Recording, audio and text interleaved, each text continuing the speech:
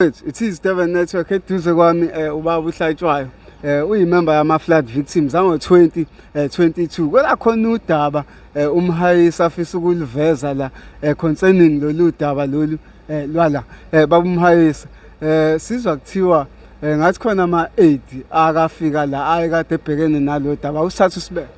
Ya afika ama-aid abamazomhlaba bafika labantu banemali abayikhiphile ukuthi sakhelwe izindlu.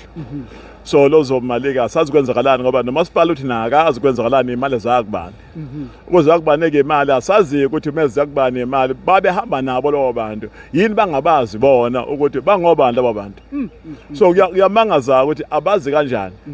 Ngoba noMatsepe wayikhipha imali message u30 million. Manje kuthiwa ke uma une-RDP house wayithola awukwazi awusaqualify kanjani ngoba i-RDP house ayihlangani ne-disaster. I-disaster ne-RDP akuhlangani. Angazi ke noma isingisi esixakayo ngoba lesike siyaxaka baba. Bathathu babe umahluko kuba yini? Phela i-RDP house is a program ehlelwayo yentuthuko yomphakathi.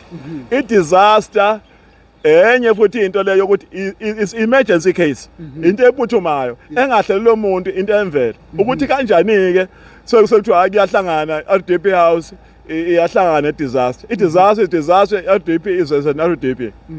Namhlanje benikade nisenkantolo umhayise lwachitha udaba lini? Kuthi udaba enkantolo ngasiqala asazi kwenzekala kanjani ngoba phela ummeli bekhona yalukhuluma udaba utholakala phela izindlu zokuhlala yabo nakhona understand kanjani ukuthi ngoba phela bakhona basizakalayo.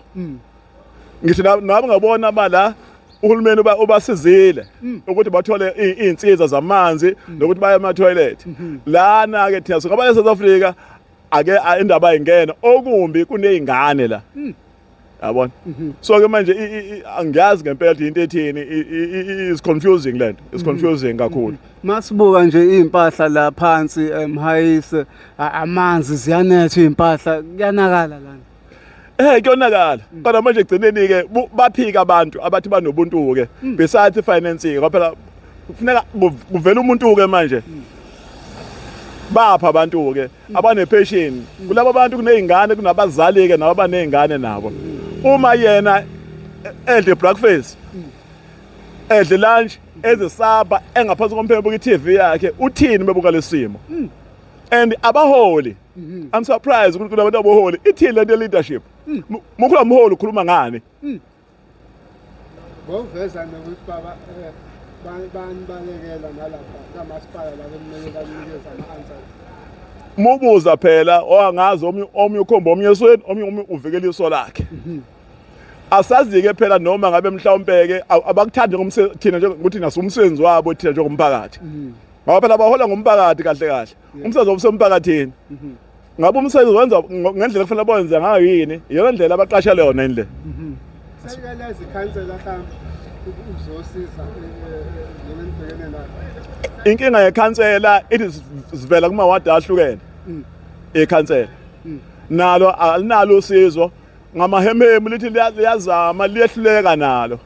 Naloko licabangela ukuthi nalo liyahola phela obasi lapha. Yabona? Manje mubhekela ke umholo wakho nokubhekela abantu kwehlukile.